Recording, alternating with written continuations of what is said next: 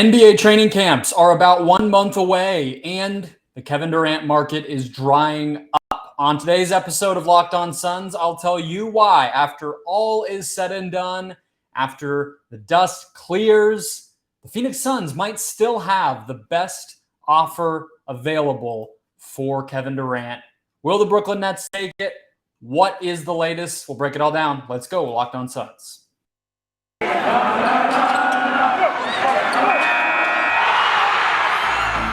You are Locked On Suns, your daily Phoenix Suns podcast. Part of the Locked On Podcast Network, your team every day.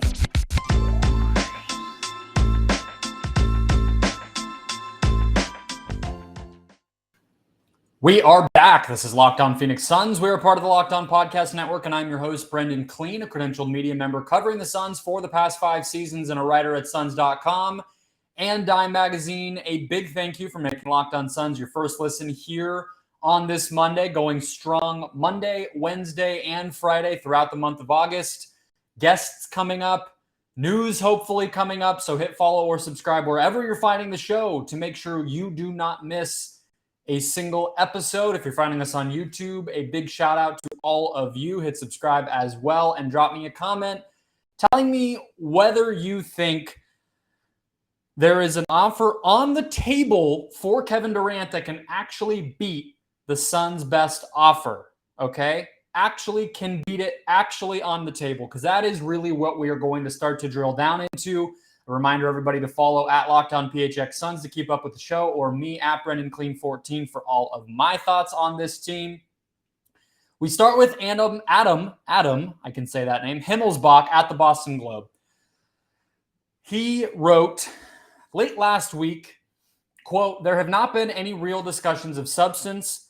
And then later on, with the start of training camp just 6 weeks away, league sources continue to insist that the Celtics are not close to a deal that would bring Kevin Durant to Boston. So he's the beat writer of the biggest newspaper locally, right? And that is a pretty big thing to say. One, that there have not been any real discussions of substance. So let's start with that.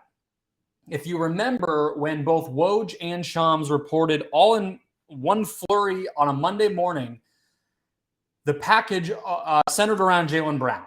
That was like the most, aside from the ultimatum that Durant gave to Joe Tsai about firing Steve Nash and Sean Marks, that day of news with regard to the Celtics offer was the biggest thing we've really gotten since KD initially demanded his trade. But if you remember then, several NBA media people, even that day, even around that week, Zach Lowe, I know, said it. Brian Windhorst, I know, said it. That news was a little bit old. And if you've listened to my show, you know I thought that all along that was leaked by the Nets, not the Celtics, right? It was the Nets coming out and honestly floating the idea that they had this crown jewel in a trade in Jaylen Brown on the table, right? It was kind of like, you got to beat Jaylen Brown was the obvious message there. And so for that to not end up really holding that much weight is pretty notable. The fact that now this writer at the Boston Globe is saying there's not been any real discussions of substance. What that means is that Nets leak of the deal regarding involving Brown was even more desperate than we thought, right? It wasn't even an offer that was truly available to them, and they still wanted to leak it to try to reset the price for Durant, right? So that's pretty noteworthy. It means that trade, which was lifted up this whole time as, well, they could always get Jaylen Brown and Derek White and a pick or whatever the package was going to end up being. The Nets might not even have that as a fallback plan necessarily. Not to say there's no trade to be had with the Celtics, but that brings me to the second point. It seems like Boston basically sees this as a one-for-one swap of Jaylen Brown for Durant. It seems like if you read the tea leaves, the reporting all the way back then when this first came out was the Celtics didn't want to include a second first-round pick, right? And they didn't want to include Marcus Smart. They wanted to do a deal that was Jaylen Brown, Derek White, and one first-round pick. To me, it makes it seem like they would have been skeptical to even go that far. So again, I think that the Nets see it, that the Celtics see it as, we're giving you Jaylen Brown, we're getting Kevin Durant, and that's pretty much it. Maybe the Celtics give a little bit more because Kevin Durant is obviously a better player than Jaylen Brown, but maybe it's Grant Williams in a first or something. Like, it's basically Jaylen Brown, right? And I think you could see that as the cause of this impasse between those two teams. And we'll come back to that impasse and what the Nets want in just a second. But we need to continue to go through the news because Michael Scotto at Hoops Hype, who's a really good reporter, doesn't always get, the scoops, so to speak, that break the internet. But like he has a lot of really good, reliable info. And he'll break smaller news and everything else. So I trust what he said. And he reported on his podcast last week that, I'll just read the quote. You wondered if Brandon Ingram of the Pelicans could be a guy that's put on the table. Quote, to this point, I've heard he's not been put on the table.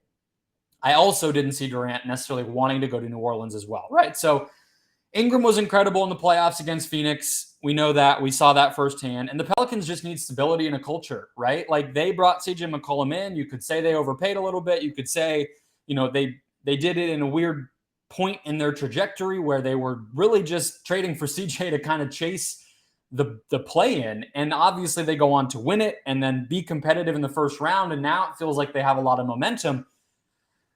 I understand capitalizing on that momentum with Kevin Durant, right? Because that probably takes you from being like a team that can challenge for avoiding the play-in, right? Like getting to the 6th seed, I think, is within reason for the Pelicans.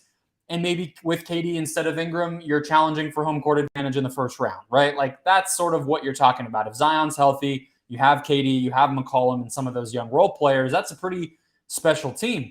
But I don't think the upgrade is that sizable, to be completely honest, from Ingram to Durant. It maybe makes you 10%, 15, 20% better, but is that worth getting rid of a young player who came to New Orleans and helped revitalize this team? I don't think it is. I think the Pelicans seem to be on the same page there, to continue to build the right way, commit to Zion and Ingram as your core, and see what happens. If you remember back to July 12th, this is the last one. Woj had reported back then that calling Scottie Barnes, quote, a non-starter from Toronto's perspective with all of this. This was, again, July 12th. So 5 weeks ago. I don't think that has changed. If anything, I would guess the Raptors are less likely to give up Barnes because now they know they don't have to. Why would they? If Brown's not fully on the table, if we know Ayton's not getting traded, Booker clearly was never on the table, Ingram's not on the table, then why on earth would the Raptors do that, right? So it's even less likely now. So where does that leave us? If Ingram and Barnes are both basically not going to happen, Brown hasn't really been discussed in any legitimate way and doesn't seem to be super available. Where does that leave us, right? Okay, so none of the Nets guys, the first level was, can we get Zion? Can we get Bam Adebayo? Cade Cunningham, like maybe you make those are the calls you make. We heard about Anthony Edwards was a name, right, that got thrown out there. Anthony Davis. That was the first round. This is sort of the second round. It's like on the teams who actually want KD, who are the players we actually like and really would be willing to build a trade package around. And now none of those guys really seem to be incredibly available. So what do we know about what Brooklyn wants? Once they got realistic about things and stopped asking for Edwards and Davis and Towns and whomever else, Booker, right? We've known what they've wanted. All-star caliber player, depth, and picks, right? Because they need some picks to replenish. They've given up all of theirs to get Harden.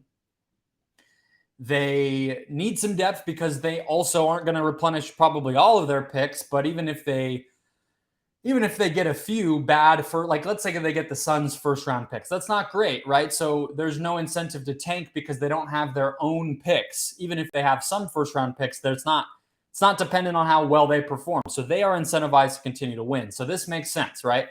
But if you look around, Boston, they seem to just mostly want to offer the all-star part of that, right? And that's the best part, so I get it.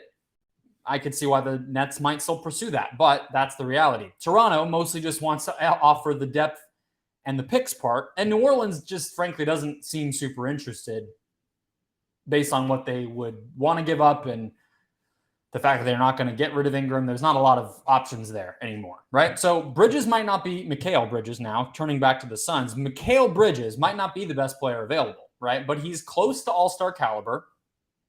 He's all defensive player. He was a second finisher for defensive player of the year. He's a great shooter, growing shot creator. Like, he's not an all-star. He's probably not going to make the all-star team this year, but he's close.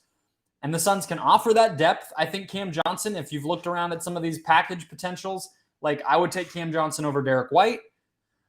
I would take Cam Johnson over whatever the number 2 piece of a Toronto trade would have been, like Gary Trent or something. Like, it's on the cusp, but because of his the fact that he's still getting better, I think, and he's big and he can shoot, I would take Cam over that. And they can trade another role player with that, whether that's Saric, Crowder, Shamet, whomever it might be.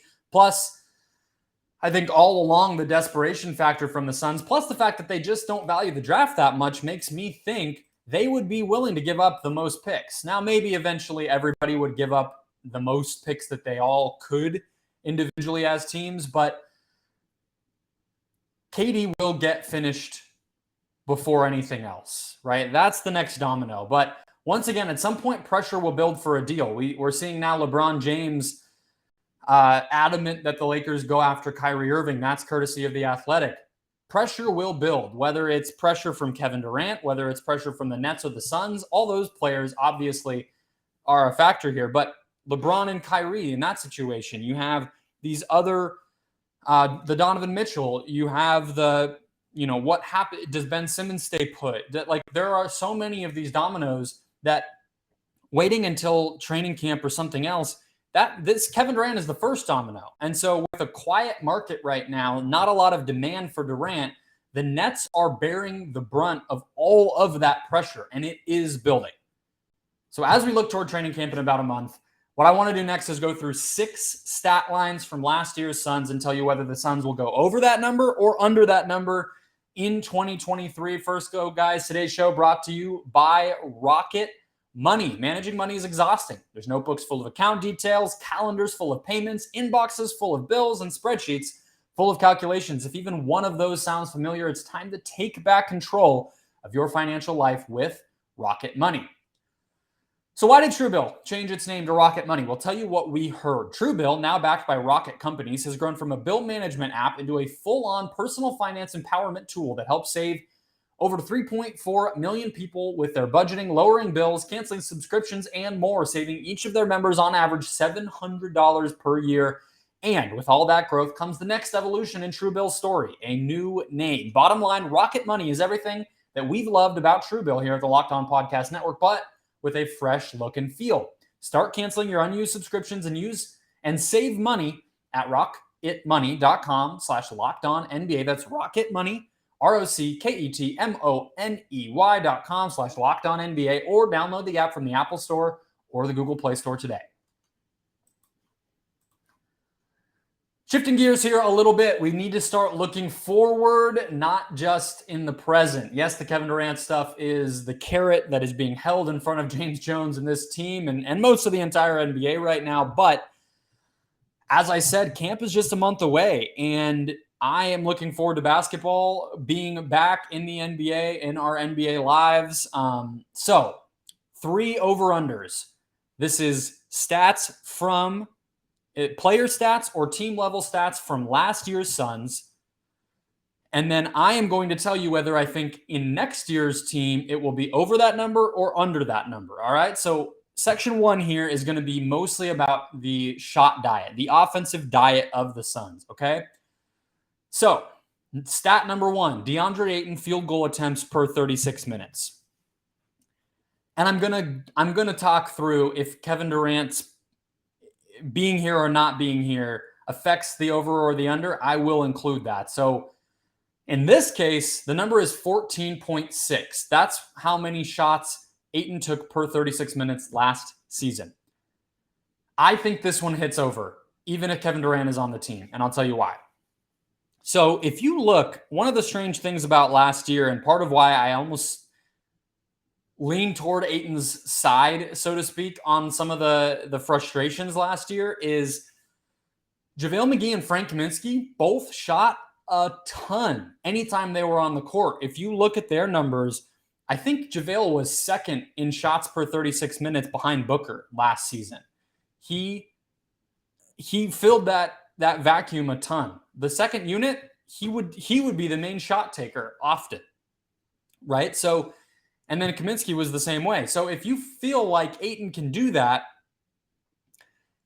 I think it's easy to imagine the numbers were already there.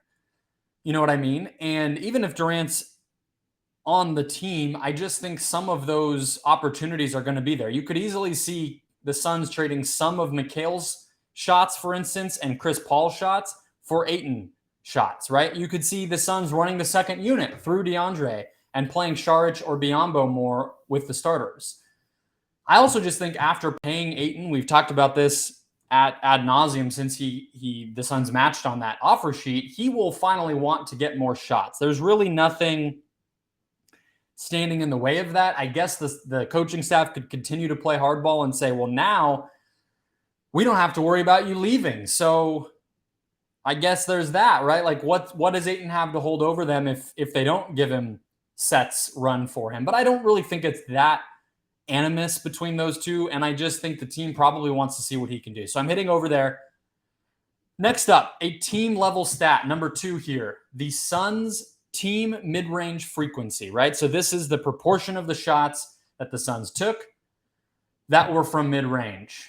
Last season's number, 41.7%. So over 40% of the total shots the Suns took last year from the field were from mid-range. That was by far the highest in the NBA. And still, I think it's going to hit the over as well. Because if Ayton is going to shoot more, let's start there, picking up on the last one, which I just said I think will happen. I think Ayton will shoot more. A lot of those shots are going to come from mid-range. Last season when he did start to get some more non-pick-and-roll offensive opportunities, what did he do with those? Well, most of them became mid-range shots. If Kevin Durant is on this team, this number almost without a doubt goes up. KD's mid-range frequency as a player last year was 61%. So imagine this. Imagine trading all the shots a world in which Kevin Durant is here, and we know Ayton will at least be here for the time being, all the shots that Bridges, Johnson, and Crowder took, and you just give all of those shots to Durant and Ayton, the Suns would push 50% or more of their shots coming from mid-range because we already know Booker and Paul like that area. And if you're taking those 3 guys, Bridges, Johnson, Crowder, who predominantly only shoot from 3, and you trade that in for more middies by KD and Ayton, that's just like lock it in. If any sports book allowed a bet as narrow as this one, I would give you that as a lock of all locks. To play devil's advocate here for a second, though, Devin Booker, I was going to put this as one of the over-unders, but I think the answer is probably over, but I'll put it to you this way. Devin Booker, 3-point attempts per game, 7.0, what last season. Career high, I believe, for him, if not the highest since 2018-19. But it poses an interesting question here if you really start to think about it, and this will lead us into our last one a little bit. If the Suns lose multiple floor spacers in a KD trade, which they'll at least be losing 2 if we assume it's Bridges and Durant or Bridges and Johnson for Durant, but potentially Crowder as well, potentially, I mean, really any of the role players they give up, whether it's Crowder, Shamet, or Saric, all 3 of those guys are also floor spacers. So you're losing a lot of just the role-playing guys who can go stand in the corner, knock down a shot, create space for the stars. You could see in that case Booker or Paul, and probably both, I would say, but Paul even more, trade in some of their usual shots for some catch-and-shoot threes, right? Because somebody just is going to need to be standing outside the arc waiting for a shot. Like, that's what happens when superstars play with each other. And so I guess that's the case for the mid-range frequency going a little bit down, is that the players, whether that be Book, Chris Paul, or Durant himself, who like to take mid-range shots, there just aren't enough to go around. And maybe those guys actually trade in their shots for their mid-range shots for threes. And then, role players generally don't shoot mid-range shots anyway. So Cameron Payne or Josh Okogie or Jock Landale, those guys aren't going to shoot mid-range shots. So if they take more shots too, those aren't going to be mid-range. So that could be the way that it's the under on that, but I still just think it's going to be the over because the sheer fact that Ayton and Durant both love that shot, and I see one or both of those guys having a bigger role in the offense this year. Third here in our shot selection over-under category, free throw rate. So what that is it's free throw attempts per field goal attempt. You don't really need to focus too much on what the number is. Mostly that the Suns, it was 0.18 for them, which was 25th in the NBA. And most of the teams below them were bad because bad teams who don't have shot creators tend to not get to the free throw line because you need somebody who can dribble into the teeth of the defense and absorb contact in order to draw fouls in the first place. If you don't have that, you're not going to draw them, and you're not likely to be a very good team. That's part of what makes the Suns pretty unique is they have two of those guys, if not more, and yet those players do not draw fouls. But I'll tell you why I say over anyway. With Kevin Durant on this team, it's a certainty to go over because his free throw rate as an individual last year was 0.37. He's drawing more fouls in Brooklyn than he did as a Warrior, which is pretty interesting. But without Kevin Durant, I think there's a case to be made that you're going to be putting more of the shot offensive opportunities in the hands of bigger, more physical players this year than you did last season. Here's what I mean. I think Chris Paul will be used less as a scorer.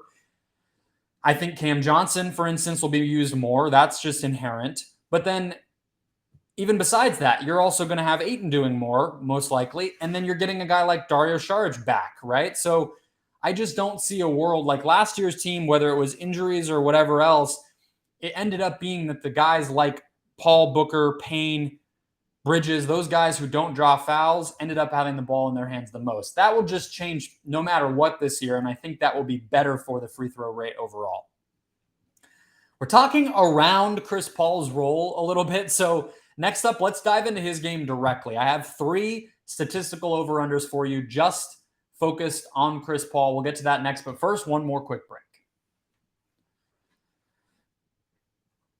So Chris Paul is unprecedented.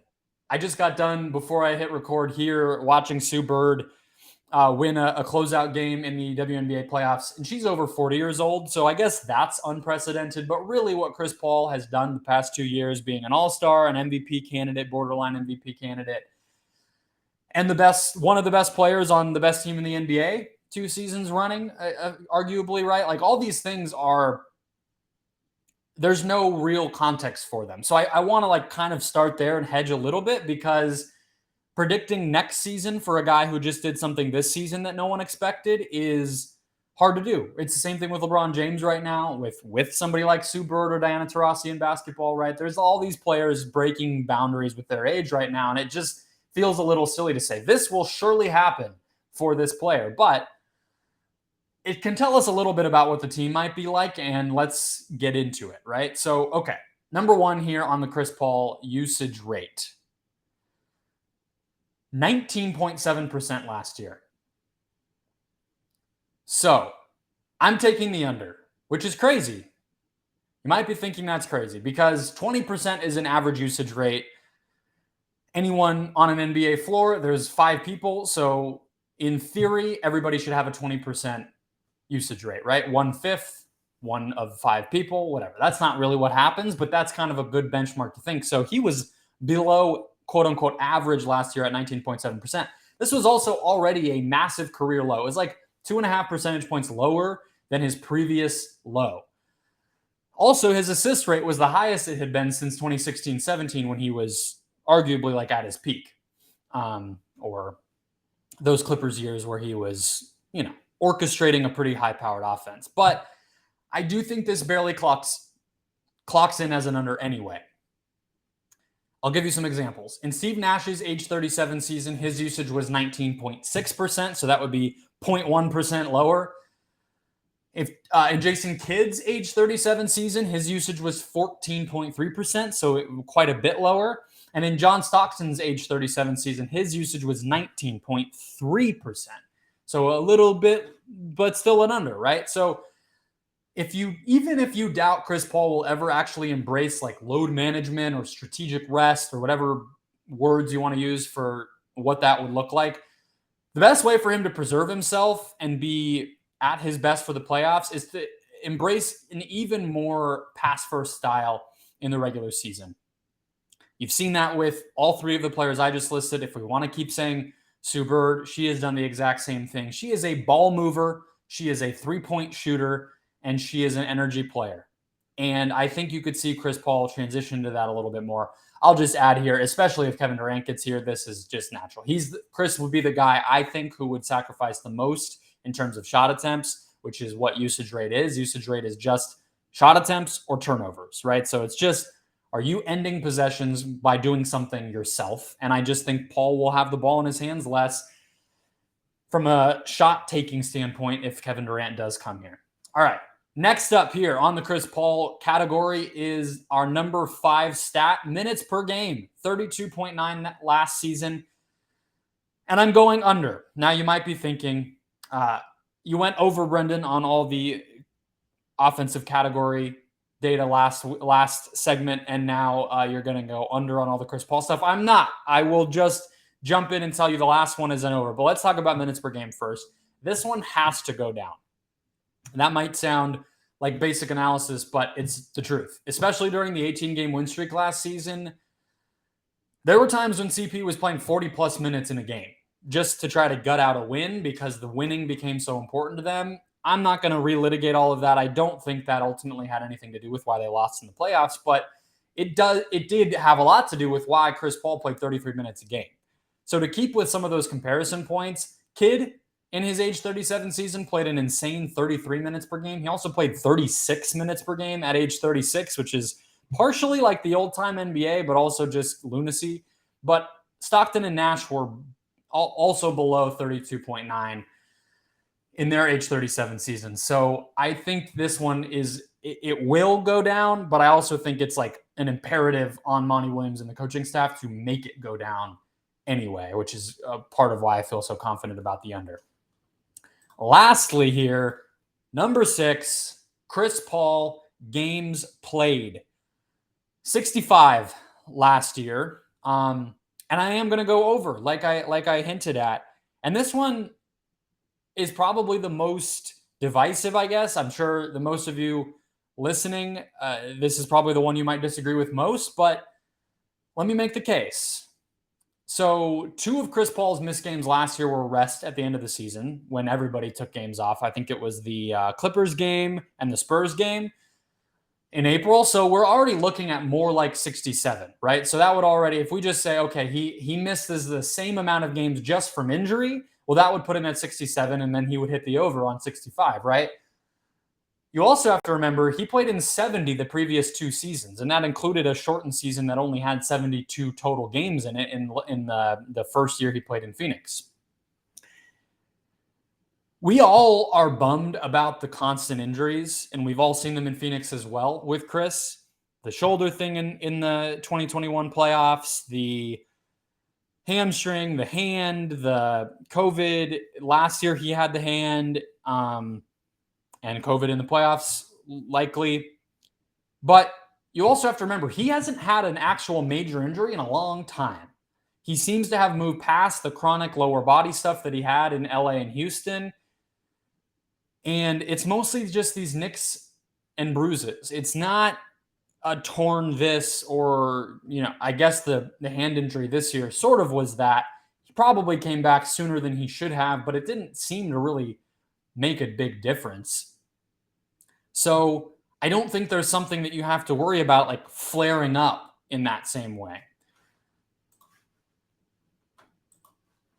However, I will say, I get it. Like, this is the one where the unprecedentedness of what he's doing is the hardest to measure.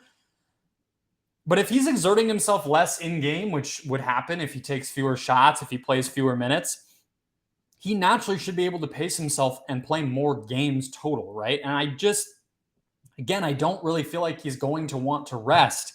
And I do think there's something to be said for keeping your body in shape by continuing to play. I personally feel like it makes more sense to have somebody play fewer games than to sit games completely. Now, I think that's different for injuries, right? Or, injury management. Like Kawhi Leonard, it would be a little bit bizarre for him to come out and play 22 minutes a game for a whole season rather than just sitting for a dozen.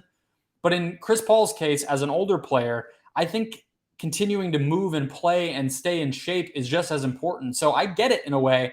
And I think the best way to balance and manage all of that is to just play fewer minutes, but play more games, or play as many games as you can, but cut back on the rest of the stuff. So Nash, Kidd, and Stockton, to me, like, they give us a nice comparison point. But the reality is, again, what he's doing is unprecedented. It's incredibly hard to predict what will happen. But I do think, bottom line, there's a version of this regular season where Chris Paul is primarily like an orchestrator and a shooter, floor spacer. But that helps save him for the playoffs, even if he doesn't fully embrace resting. All right, I'm hoping to fill out the week, guys, with guests, to local media, and then, of course, Aaron Edwards coming back to close out the week.